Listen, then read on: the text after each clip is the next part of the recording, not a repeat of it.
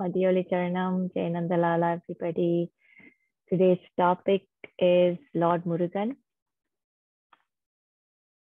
my favorite, the ever alluring, beautiful Lord Murugan of Palani. We're going to go to Palani today.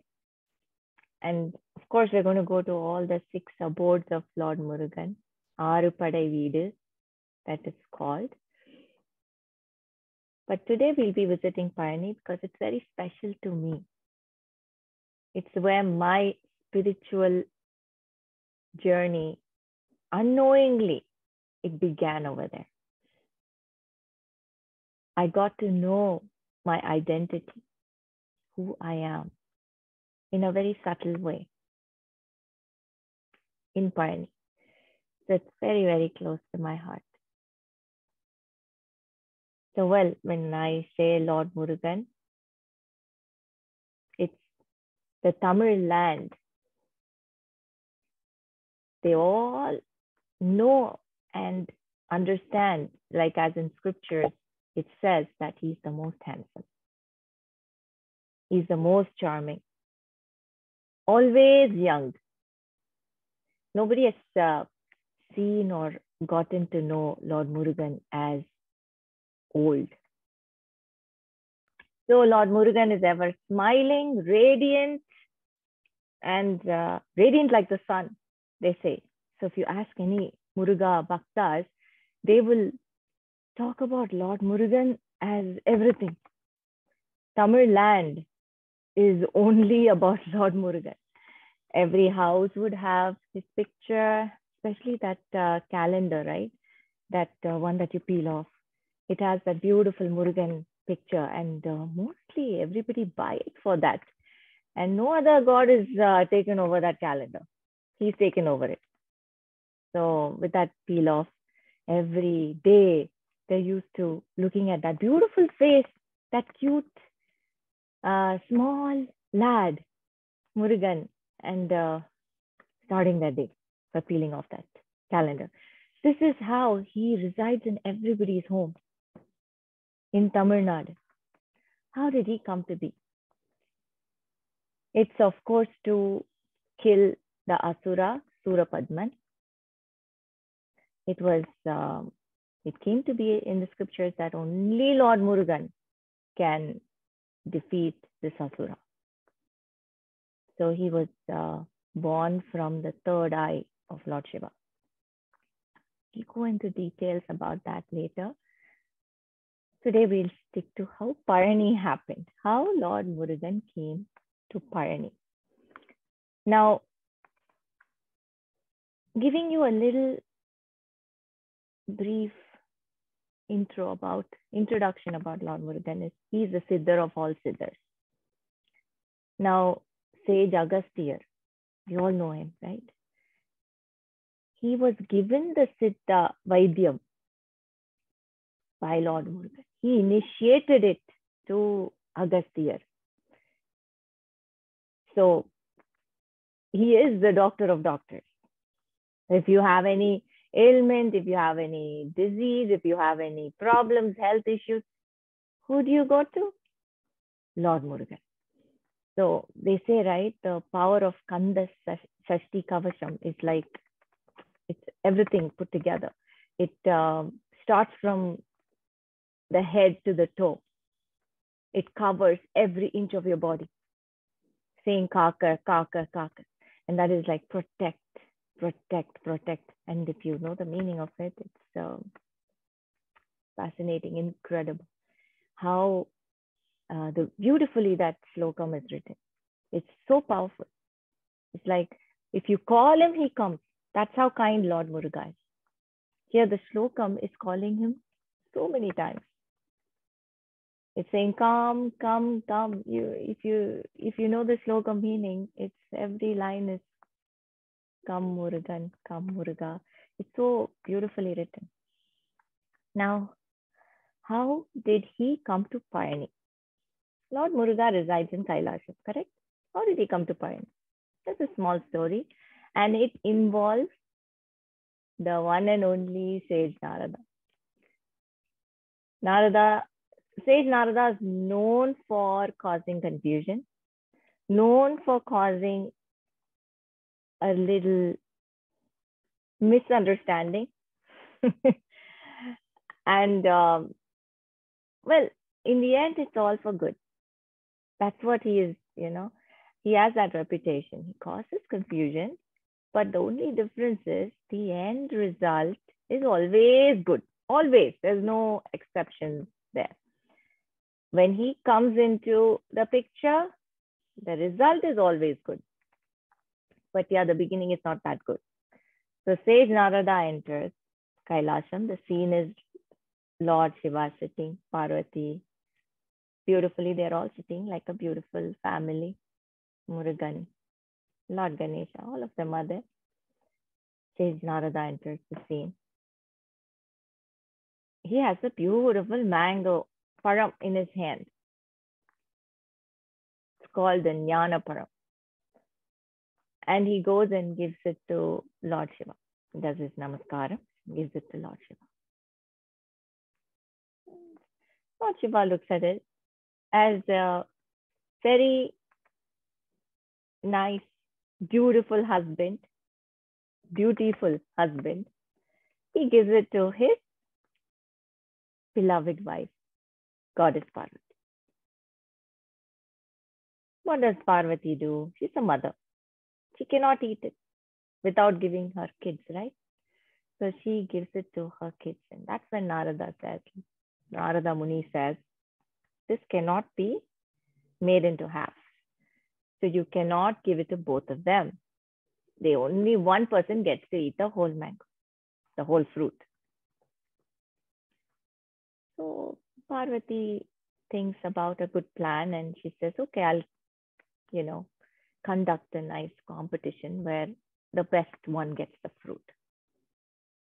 So she tells both her boys, each of you go around this world, Olagam, right? Go around this world and come the first person, 3 rounds. The first person to come back after making those 3 rounds around the world will get this fruit, she said. Basically, you earn it. Everything you earn, right? You don't get anything so easily. You have to earn everything. There's lessons to learn in small things like this too, right? Even as kids, they had to earn the fruit. And it's not a very ordinary fruit, right? It's Gnana Param, the fruit of knowledge. So yeah, immediately Murugan climbs his peacock and he's gone. Ganesha standing there, cute and cuddly, standing there and looking at his mouth. And he's like, now what? Oh, let's go and just take a dip in the Manasarovar. Come. And so both of them go and take a dip and all in the Manasarovar and they come. They're so leisure, no tension because he has other plans. And we know the story goes like after he comes back, he takes 3 rounds to his mother and father because they are the world and impresses them. They're so impressed and Mata Parvati is so happy. She gives the param fruit to Ganesha and he's eating it. He's relishing it. By the time Murugan returns, he sees Ganesha's with the fruit and he's so furious. After coming to know the whole story, he's furious. He's like, this is not fair. This is cheating. This is the story we all know, right? This is the mostly common story that everybody know. And on top of that, everyone appreciates Ganesha's intelligence. They say, oh, Ganesha is more intelligent than Murugan. We have to learn from Ganesha. This is how the common, everybody, it's common. They all put Ganesha on a pedestal. But yeah, Ganesha deserves a pedestal for not this, for other things. What did he do? He played a very big role in this. He played a big role as an older brother. Do you think Ganesha cannot take the 3 rounds in the world, around the world? Of course he can. Just like he went on the peacock, he could have also gone in his mouth. He travels in his mouth everywhere. He could have. But he had other plans. He had to play a role. That's why if you've seen in our Shodasanama Stotram, in the 16 names of Lord Ganesha, the last name is specifically, he's called as the older brother of Skanda. Whereas he is not called the son of Parvati. He's not called the son of Shiva. In any of the names, in the Shodasanama, 16 names of Lord Ganesha, which I have very in detail explained, which you can go and refer to. In that, on all those 16 names, in none of the names, it's mentioned that specifically he's the son of Parvati or he's the son of Shiva. But it's specifically mentioned that he's the older brother of Skanda, older brother of Murugan. Why? Because he had a very significant role to play. And what is that role? Of showing Lord Murugan the path, showing Lord Murugan who he really is, unraveling his self. Who is Lord Muruga? He is the intelligent one. He is the Siddhar of all Siddhars. He's not an ordinary person. Just like how Jambavan played a big role in Ramayana. Not that Jambavan is more powerful than Hanuman or anything, right? But Jambavan played a very big role at that moment where he was given that job to remind Hanuman of who he really is. That is exactly what Lord Ganesha did here. By doing this and getting Murugan to get upset and leave was all a part of a plan. Think about it. So Murugan is very young. He's the younger brother. He's very young. When you're very young, you get angry very fast and you have emotions which are very easily, you portray them very fast and easily. So he's very young. He's like that, extra active. So Ganesha, as an older brother, without telling him, without advising him, without approaching him, gave him the jnana, the knowledge. This is the thing that we have to learn from our scriptures, He taught him how to renounce everything. Now, what does Lord Muruga do? He gets angry and he leaves Kailash. On the way to Palani, he takes off all his jewelry and crown and everything he's tossing on his way, And when he reaches Palani, that is this place, Palani, he has only a loin cloth and a stick in his hand. Baton, a stick in his hand. That's it. He has nothing else in his hand except for this stick and Rudraksha Mala, Vibhuti. This is all he has. Now that is the actual Lord Murugan. And why did this happen? Because of the series, this happened. Always they say, right, when you get hurt, that's when you renounce and go to the right path. Most of us can go with the spiritual knowledge, with the God's grace. You're always pulled in the right path. You have to willingly go also, right? So the hurt is always important. When you get hurt, you're pulled in the right path. you're polished. When you're polished, it always hurts, right? So this is what Lord Murugan actually is in Palani. Now, what did Ganesha do? He reminded him of his powers, who he really is, the Siddhar of all Siddhars. And he was shining like a star. And he still is in Palani. Now he's still a small boy, right? That is the stage that he came to Palani. In kandasashti kavasam, that is the line where it says, Palani padivar balakumara Avinan kudivar aragiya vela. That's how it goes, right? What does that mean? The young boy, Kumara is young boy who resides in Palani. And the beautiful boy holding a veil in Tiruvavinan Gudi. That is a place below the hill. That's where Murugan came first. That's what they say. The first abode of Lord Muruga started there. Then he goes up the hill. That is why it says, Avinan Kudivar, Aragiya Vela. Everything is there, no? In our scriptures. It tells you everything. So we know that he's a small boy from these verses. And that's why Lord Ganesha, being the older brother, guides him and without talking, leads him to the place where he renounces and takes that next journey.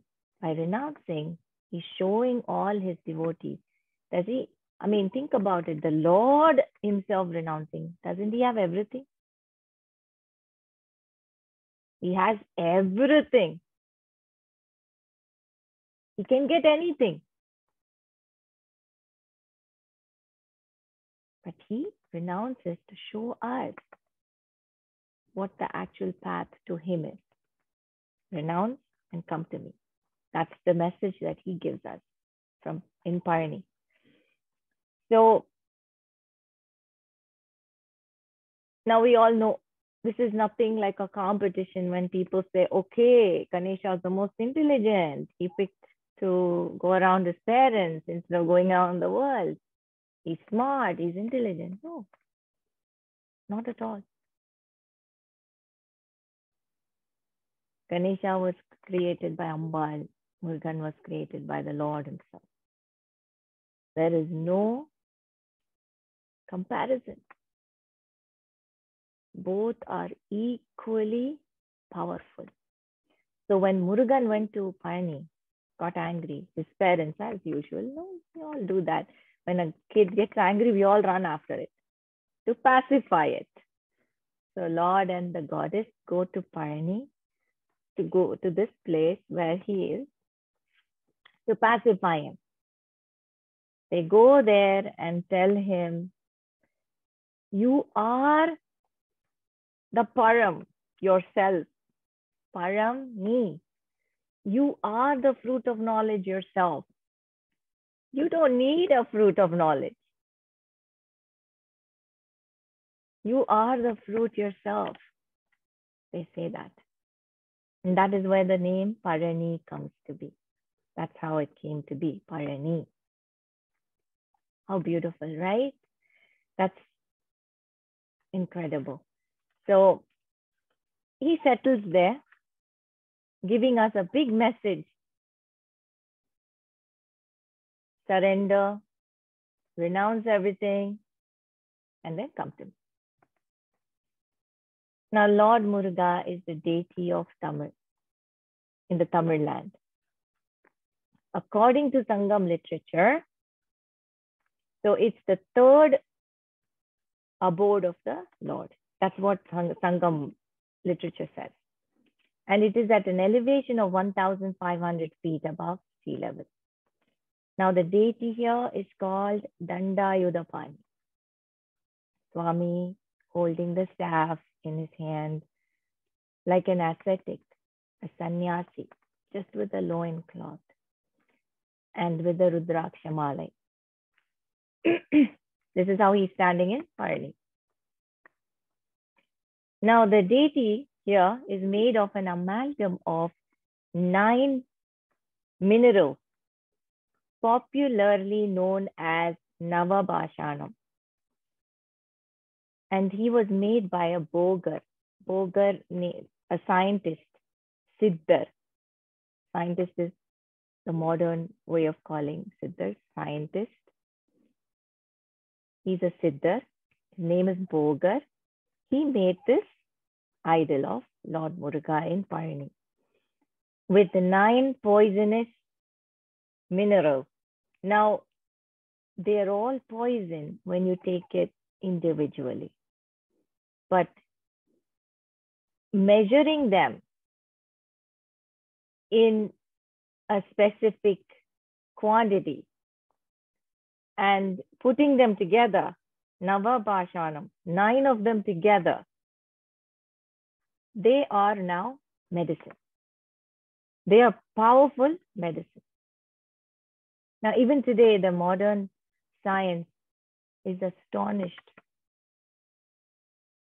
by how this Siddhar came to this, doing this 9 poisons and measuring it up in a way that they are not poison anymore. Think about it. So he has combined all these substances and made this idol, and that's what is standing in Palani today. Now, this Siddha Bogar, he lived 3,000 years ago, and he's one of the 18 greatest Siddhars. There is a Bogar shrine here in Palani for him in the southwestern corridor of the temple, hill temple. And the shrine has the Navadurga in it, Maragada Lingam in it, and Bhuvaneshwari in it. All of them were worshipped by the Siddha Bogar during those times. And they also believe that there is a tunnel from the Bogar shrine to the main Lord Muruga shrine. And they still say that the Siddhar Bogar is still there in the tunnel doing penance to Lord Muruga. Now, those days, this is how he went from his place to the Murugan shrine. Now, when you think about Palani, the first thing that comes to your mind is kaavadi.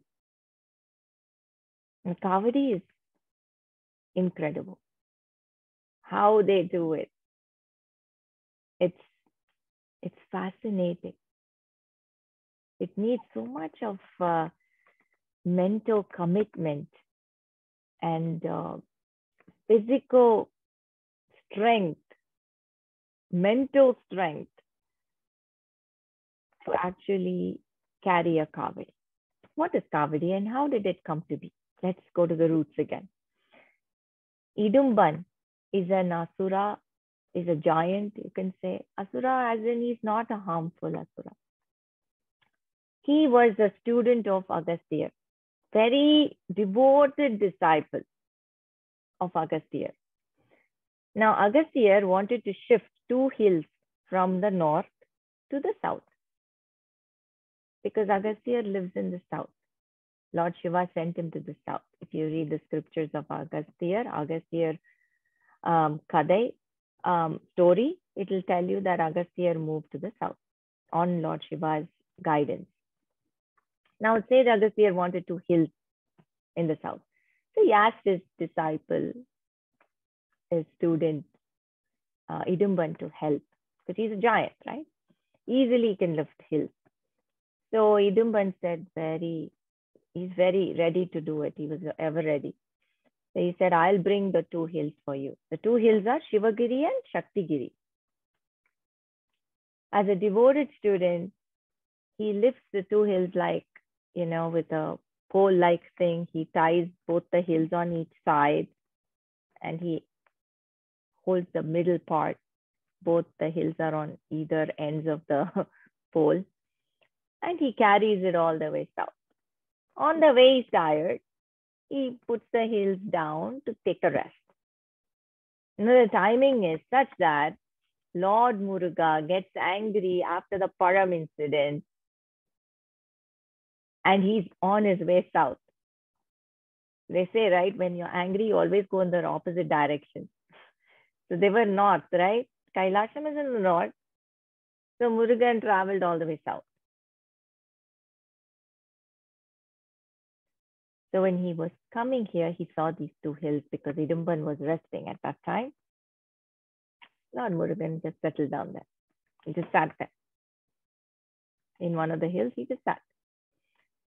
Idumban stood up. He was ready to continue his journey. He couldn't lift the hill. He's trying to lift. He's not able to lift it. What is this? I was just doing it now and I'm not able to lift it anymore. I came all the way till here and now I'm not able to lift it. Confused, he looks up. He saw the small boy with a loincloth around his waist and a stick in his hand. He thought it was some shepherd or something. It's like, can you please get down? I need to go. It's like, no, this is where I'm going to be now, Lord Muruga said. Of course, Idumban is not going to agree with that because he has, he has to keep his word with his guru, right? Agastya. So what is he going to explain to him? So he gives a good fight. It's like, get down, otherwise you have to fight. Murugan says, I'm ready. So there's a big fight. And there is a small incident that happens here when Lord Vinayaka knows everything, right? He's watching all this. When Idumban and Lord Muruga are fighting, Lord Vinayaka, Lord Ganesha, as an older brother, the sweet older brother, comes to help him in a form of a snake. There's a small story like that here, And he helps his little brother. So he's pulling Idumban, from Lord Muruga. The snake pulls Idumban out of Lord Muruga and helps him. And of course, Lord Muruga wins the fight. Idumban realizes who he's fighting against. And he falls at his feet. And Lord Muruga blesses him. Why does he bless him? Because he kept his word. He was a good student. He listened to his guru. He took his guru's orders so seriously, and he was following it. He did not do anything wrong. For that, he got blessed. And what was the blessing? The blessing was that he got to be the guardian, the guard. When you go to Palani, Idumban temple is the first thing you'll visit. Always you have to take permission from the guard, right? It's like in Kailasha, we have to take permission from Nandi. Same way here in Palani, Idumban is standing there. So Idumbanukku oru namaskaram. Then you leave to Palani. That's what they say. This is the procedure. First, you go visit Idumban temple, and then you go to Palani. Start walking up the steps. So this is what he got blessed with, the boon of being the guard outside the temple. Now, that is what Murugan gave him the boon. Another boon is that whoever lifts the kaavadi for me.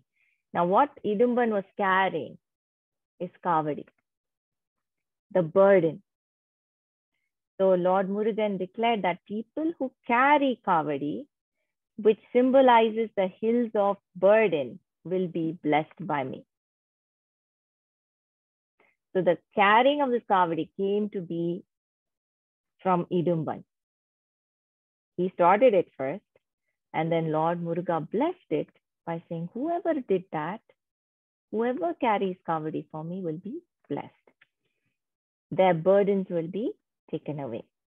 The burdens will be lessened and all their wishes will be fulfilled, is what Lord Murugan blesses Idumban with and all his devotees with. Now, Padayatra with kaavadi is very auspicious in Palani. The popular time that this happens is in thaipoosam. Thaipoosam is actually the time when Goddess Parvati gave the veil. The veil is the weapon that Lord Muruga has in his hand. It's called the veil, the spear. She gave the veil to him during thaipoosam to kill the Asura Padman. So thaipoosam is a very auspicious time. And it comes during January, something like that. It usually falls in January. So that's when the goddess gave the spear to Lord Muruga. But this kaavadi yatra is usually done during this time, thaipoosam. There are a lot of types of kaavadi. Kaavadi, when I say kaavadi, it's a physical burden. It's simplicity. Adi is walk. So they actually renounce everything and walk. That is what kaavadi is. It's all about following strict procedures. It's not easy to do kaavadi, you know. It's not easy to do kaavadi. You have to go through a very strict regime. It's like 48 days of fasting, strict diet, and no smoking, no drinking. It's very similar to the Ayyappan yatra that people do. They put the male, right? An Ayyappan thing. That's exactly the same. It's very strict. They don't cut their hair. They don't shave. They sleep on the floor. They practice celibacy. And they have a strict diet. So it's for 48 days or something like that. And after that, they carry the kaavadi and they walk all the way to the temple. They can start from any point that they want, you know. They don't have to start from their place of wherever they live. They can start from any point and they walk that many kilometers to the temple. So it's the kaavadi is pal kaavadi. It's a shombu, you know, a pot decorated with peacock feathers, flowers, Murugan, Lord Muruga's pictures, all this. And then, of course, fresh cow's milk. They fill the pot with fresh cow's milk and they carry the kaavadi all the way to the temple and they offer it to the Lord. They carry it on their shoulders. So they have to walk with this weight on their shoulders all the way. Think about it. I mean, it's very easy to actually listen, but in that heat, people walk without slippers. In the Indian roads, highways.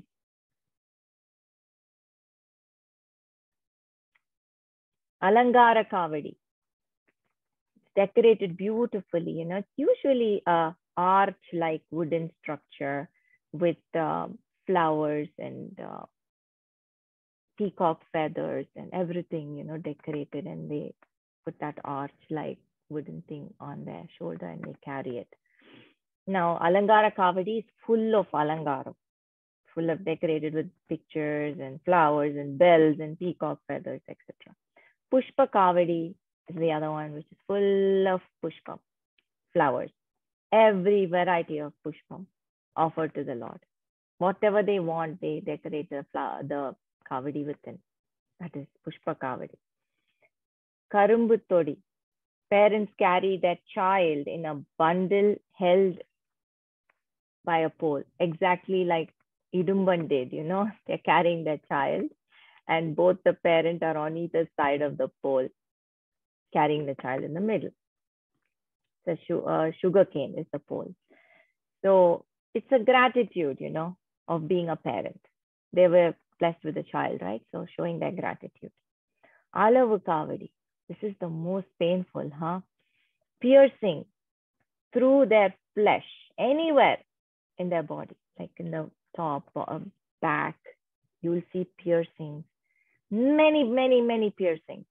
Piercings of, it's even in the cheek, here in the eyes, in the forehead, anywhere. Now, especially when you see piercing in the mouth, from here to here. So it goes through the mouth and comes out of the side. That kind of piercing avoids them from eating. You can't eat. It obstructs them from speaking. They can't speak. All this is a kind of a penance if you think about it. And feel no pain is the main thing about kaavadi. And this piercing especially, they don't feel any pain. The devotees who have been doing it have been doing it for so many years. It's not like last year I did it, this year I didn't do it. The people who do these kind of piercings do it every year. And every year they don't feel any pain.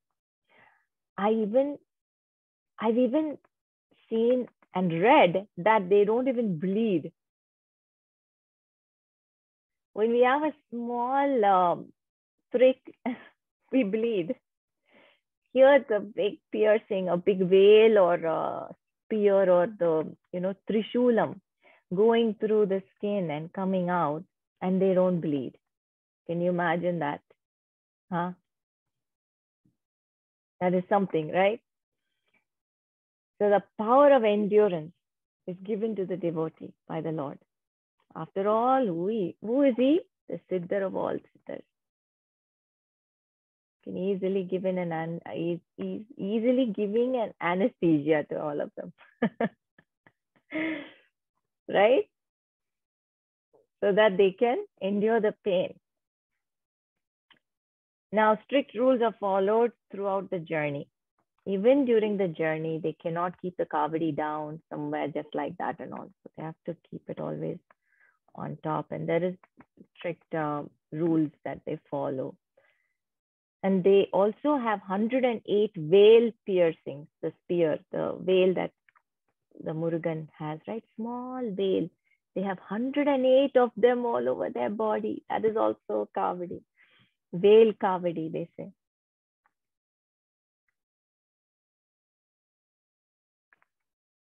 Unimaginable, right? Even thinking about it will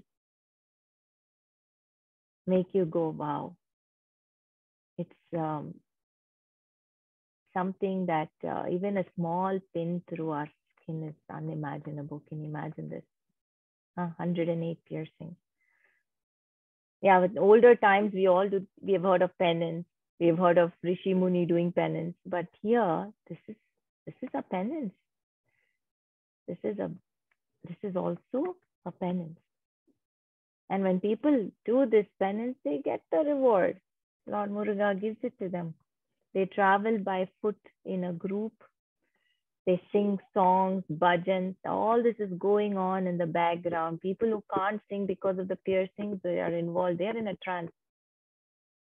They're in a trance. They don't eat. They're not thinking about food. They're not thinking about drinking water. Nothing. Murugan. That's it. Lord Muruga. No one has any pain, no feelings. Everything is taken away. All the emotions, all the feelings, all the desires is taken away. It's just Murugan, Murugan throughout. Let's look at what Thiruvavinan Gudi, the oldest shrine of Lord Muruga. I mentioned about this. Now people, what they do is they visit the Idumban temple and then they go to this shrine of Lord Muruga and then they start their trip up the steps. So Thiruvavinan Gudi. What is Thiruvavinan Gudi? He's a Korandai Velayuda Swami. is his name here. Korandai Velayuda Swami. So cute. Here the Lord is in the form of a small boy child sitting on a peacock. So he doesn't have Valli or Devayani here. He's a small boy. Now this temple is near the Saravana Poigai, the sacred tank in the temple. It's a very ancient temple. They say that this is where Lord Muruga came first. This is where he came first. And they say it's more ancient than the hill temple. Now, what does it mean? Tiru means Mahalakshmi. A means Gomata.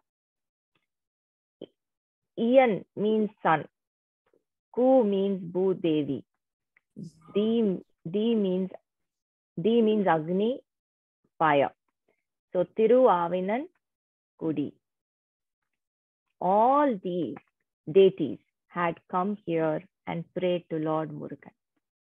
That is why the name Tiruavinan Kudi.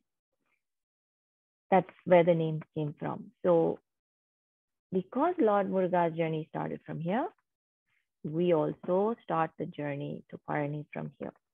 So first, of course, Hidimban, then Tiruvavinan Gudi. Then when we take the steps, that is 690 steps up the hill, and the idol faces the west. His idol is facing the west, Lord Palani. And we take the steps, we come to the first temple is Pada Ganapati. Now we go to Pada Ganapati Vinayagar. Pada Vinayagar temple is here. Over here, remember the story I told you where Ganesha comes to help him in the form of a snake? So in Pada Vinayagar temple, Ganesha is seated and his leg is resting over a snake, signifying that he had come here as a snake. So everyone worship him. You have to start with Vinayagar. You have to be able to climb all those steps. You cannot not see Vinayagar and try to climb the steps. Even if it's 5 steps, you won't be able to climb it if you don't take Vinayagar's blessing. So Pada Vinayagar is right there. You go and give him one namaskaram and then proceed to climb and start the journey. Now it's a very scenic route. Everybody have said, and I have been there when I was in 8th grade, and I kind of remember it. Lot of small mandapams along the way. There's a Idumban temple, of course. It's also on the route. And there's a giant golden peacock Vahanam, right? It's right there. And there's an elephant path. This was created by the Rajas because the Raja used to take that path. They used to travel on elephants, right? So there's an elephant path, and that's a different path. It's steep, no steps, and it's smaller. Now there's a winch for everybody, so like a shuttle for children and aged people, and it goes up in 8 minutes. And this is Girivalam is there here, just like in Tiruvannamalai. Girivalam is also here. Very, very popular, especially in Agni Nakshatram. Can't believe people actually walk during that time. Oh my God, only the Lord can make you walk. Agni Nakshatra means the most hottest time. Already Tamil Nadu is hot.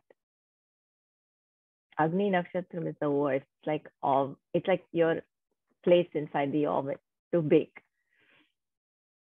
That is when Girivalam happens.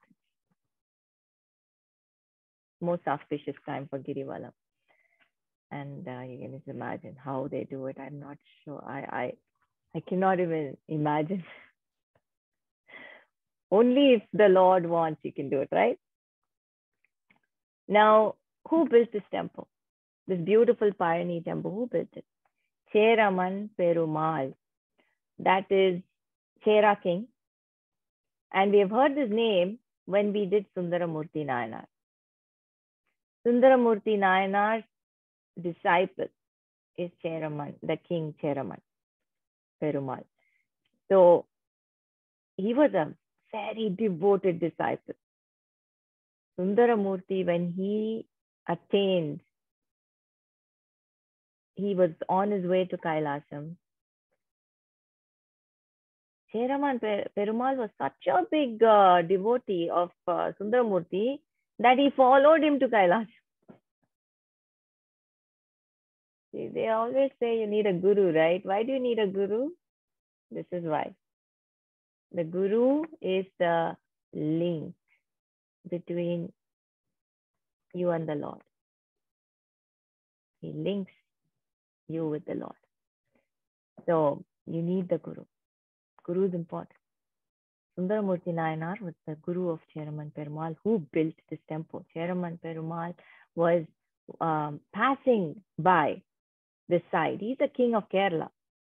He was the ruler of in the Kerala territory, you know. He was passing by and he was taking a small nap in this area when Lord Murugan came in his dream and said,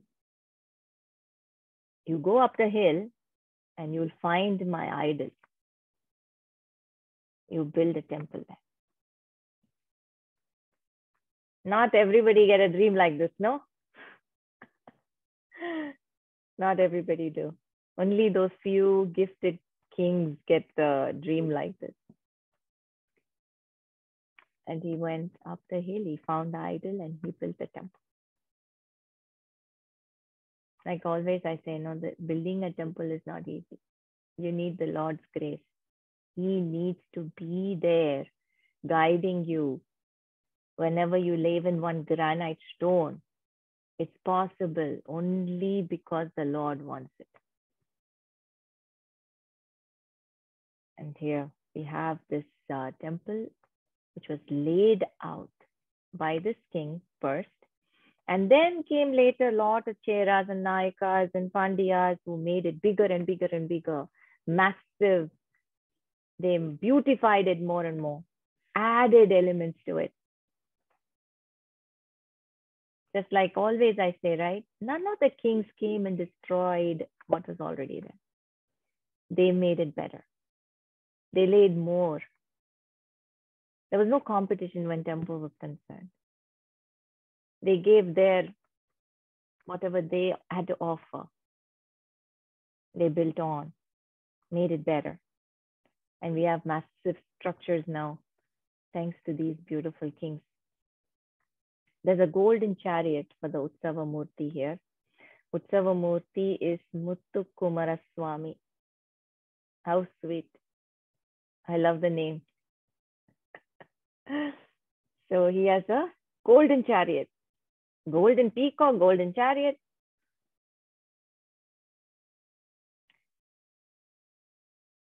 See, the Lord has renounced everything. But the devotees offer him all this. And the kind Lord accepts it because when he accepts, he's making the devotee happy. Not that he needs it. All anyway belongs to him. Right? Everything anyway belongs to him. And everybody is making a golden chariot, golden peacock. He is the Raja of the Rajas, right? We have to pamper him. And Lord Muruga is Abhisheka Priyan. Priyan, Abhisheka Priyan. Alangara Priyan, Lord Vishnu. Abhisheka Priyan, Lord Murugan. Especially Panchamritam. It's the best and it is the most famous in Pazhani.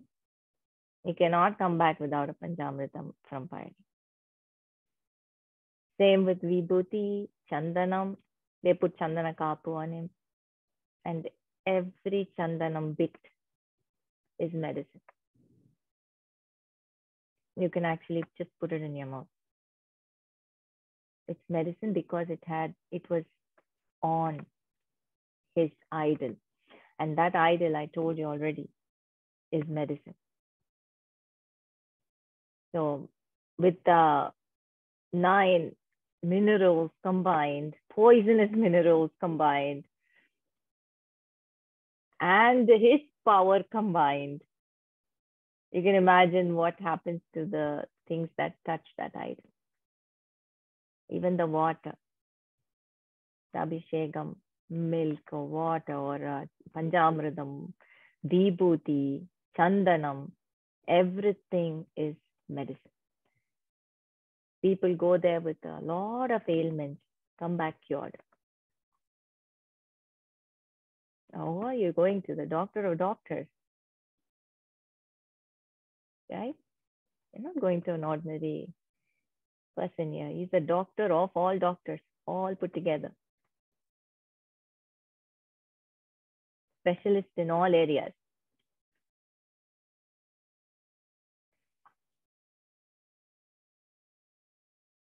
Now, Murugan is actually called the Kali Yuga Varadan, the Lord who dispels the darkness of Kali Yuga. That is what it means, Kali Yuga Varadan. So, well, we know who to lean on to.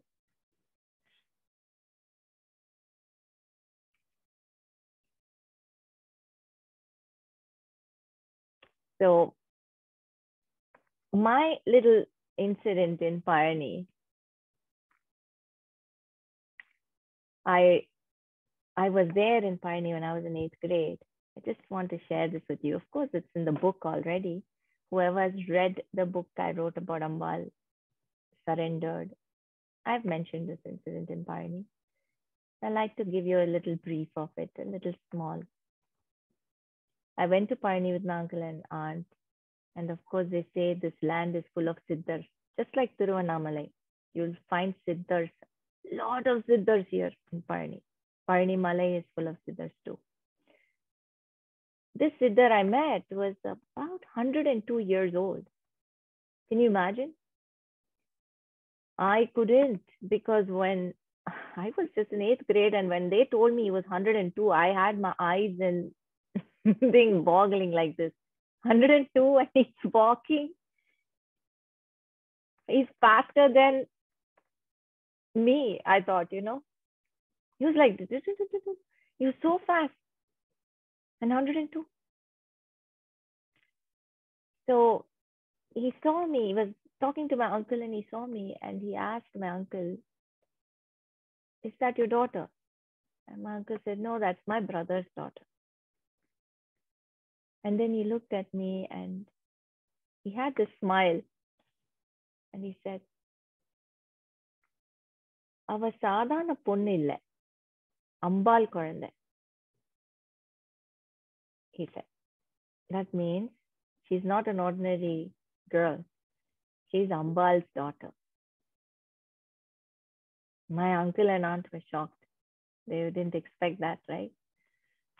And then he kept looking at me and he said, her mother, that is my mother, he was telling, her mother has gone to Rajarajeshwari temple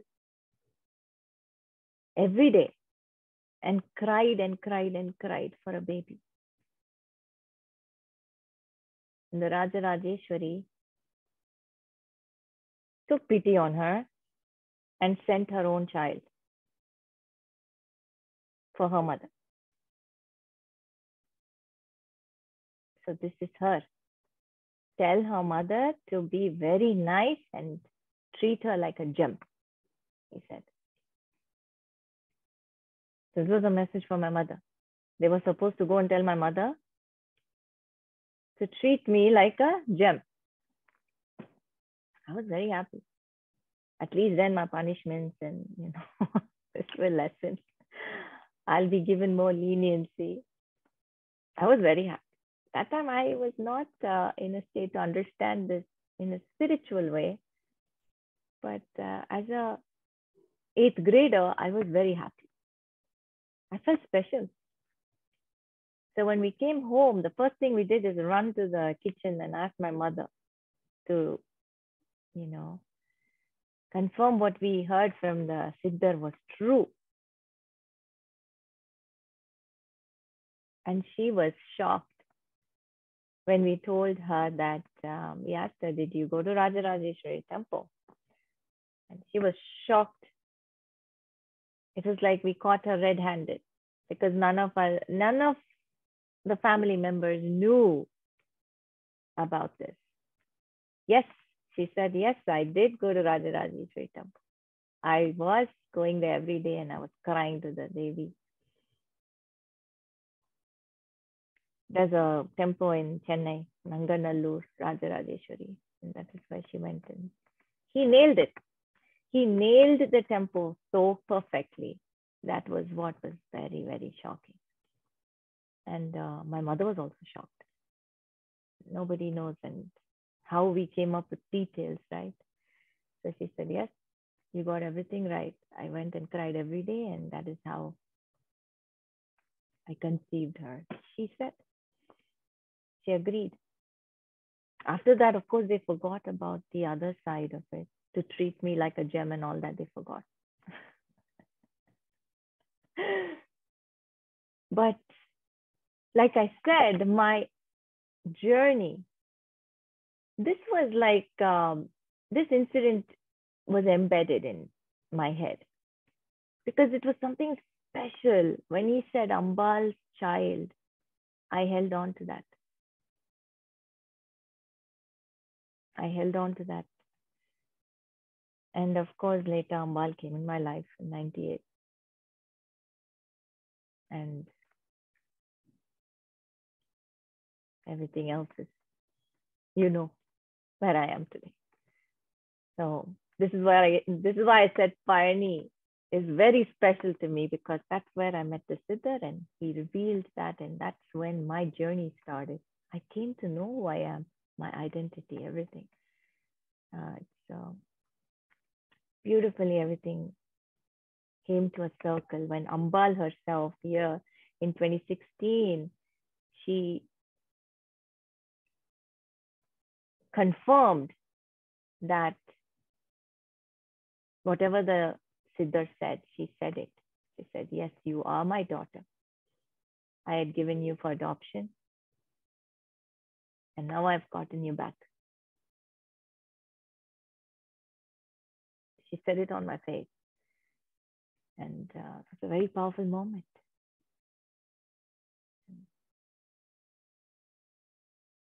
Thank you for letting me share this. Jai Nandalala, Madhyoli Karana.